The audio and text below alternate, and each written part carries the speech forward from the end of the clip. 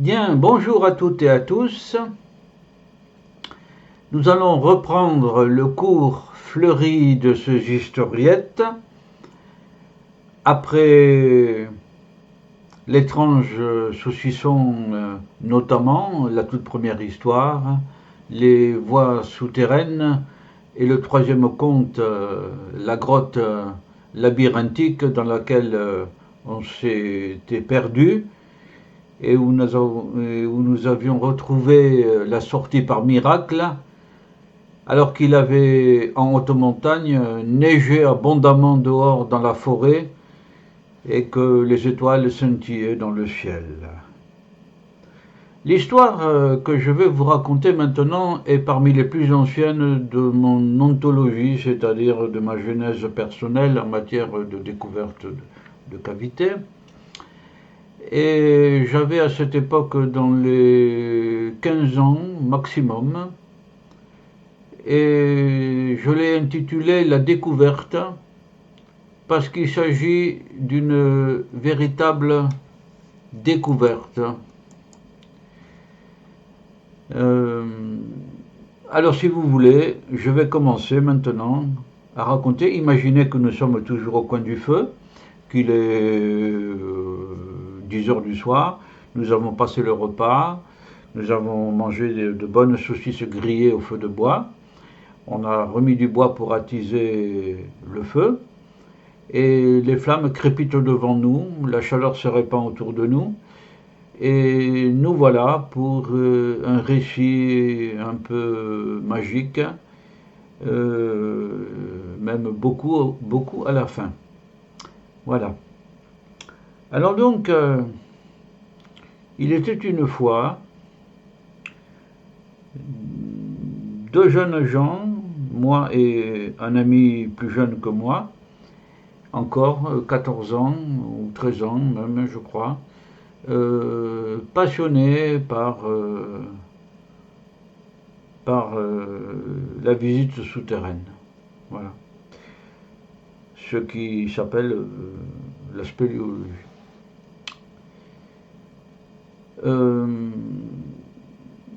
Nous avions trouvé une ouverture horizontale, surbaissée, 40-50 cm de haut à peu près, 2 mètres de large, et à proximité d'une route, pas très loin d'ailleurs, voilà, et qui permettait de ramper confortablement quand même. Le plafond était à 1 mètre de haut à peu près, et de ramper donc en ligne droite.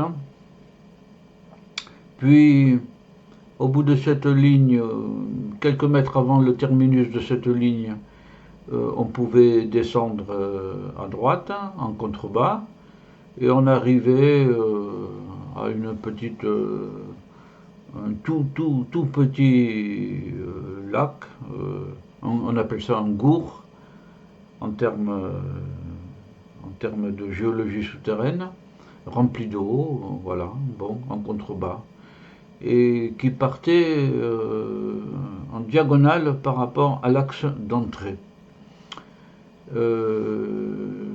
Il faut savoir que cette grotte se développe dans un massif où il y a au-dessus des effondrements, ce qui prouve que l'eau s'infiltre et que ce n'est pas en montagne, pourtant, c'est à 400 mètres d'altitude maximum, et un peu plus bas, il y a une route qui contourne ce mont, et un peu plus bas, il sort un ruisseau, ce qui atteste que, donc, s'il y a ruisseau, il y a cavité souterraine.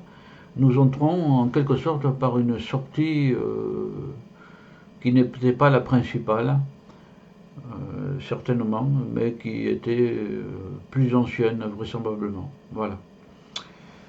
Donc, tout ça, cette déambulation se fait assez vite, hein, se fait assez vite en moins d'une heure, on a déambulé.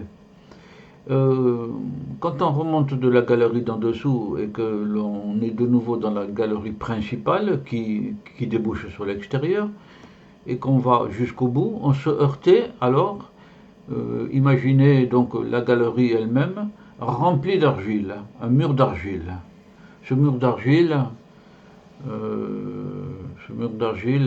était posait une interrogation. Voilà. On a toujours voulu,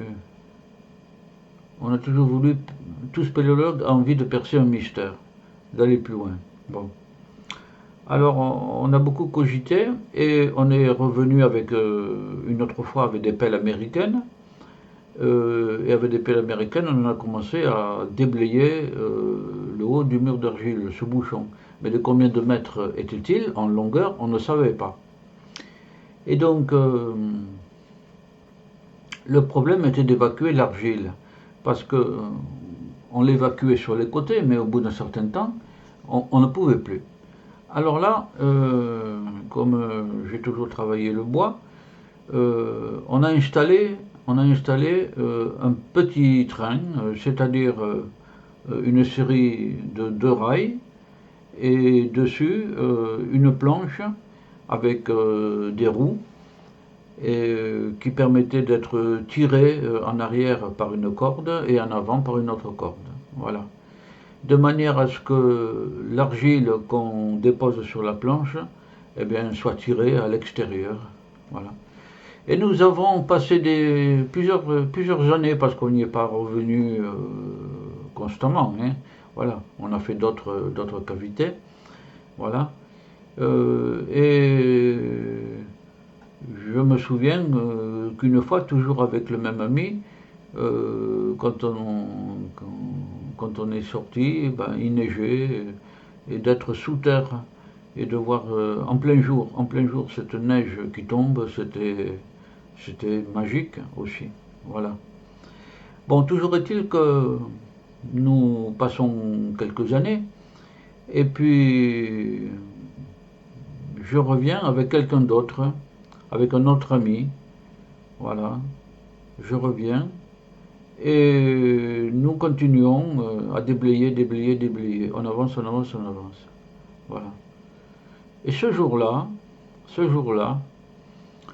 on a donné un dernier coup de pioche, de pelle américaine plutôt, dans la muraille d'argile qu'il y avait devant nous sous la voûte, et tout à coup,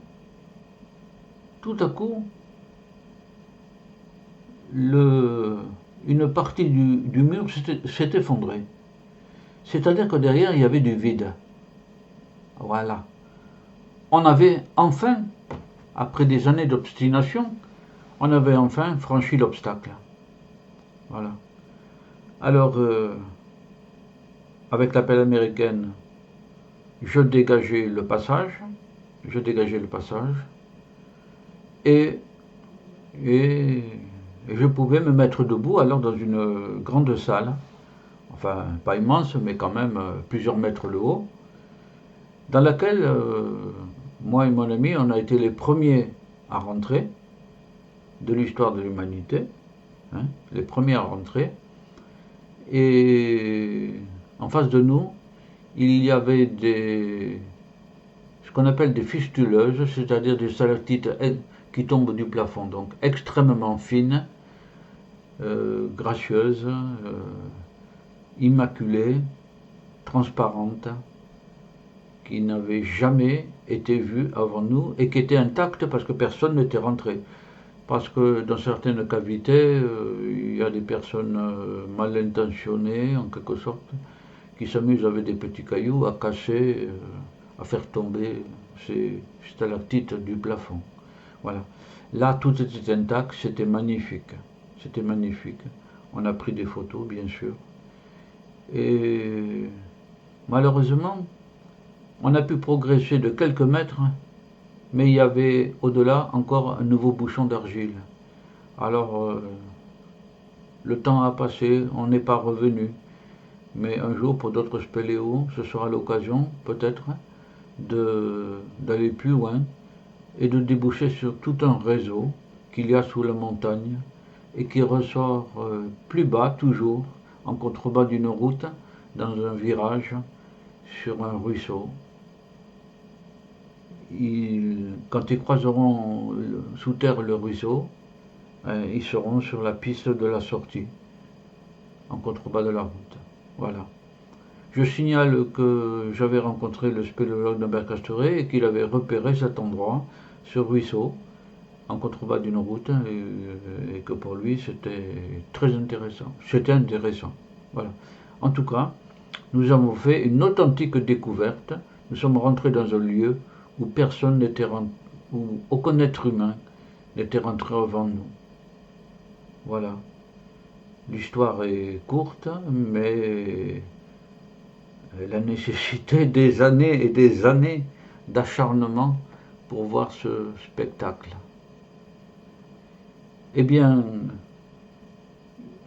sur ce récit original aussi, une véritable découverte, car il y a toujours du mystère encore à découvrir sous terre, eh bien, je vous dis au revoir et au plaisir de vous raconter, au-delà de ces 4 premières historiettes, d'autres historiettes qui seront également intéressantes. Voilà. Nous restons au coin du feu pour partager sa chaleur, pour partager la danse des flammes, cette danse qui est une présence aussi. Et en attendant qu'elle s'éteigne, nous regardons ce spectacle et plus tard, nous irons nous coucher. L'esprit en paix. Bonne soirée à tous et à toutes. Au revoir.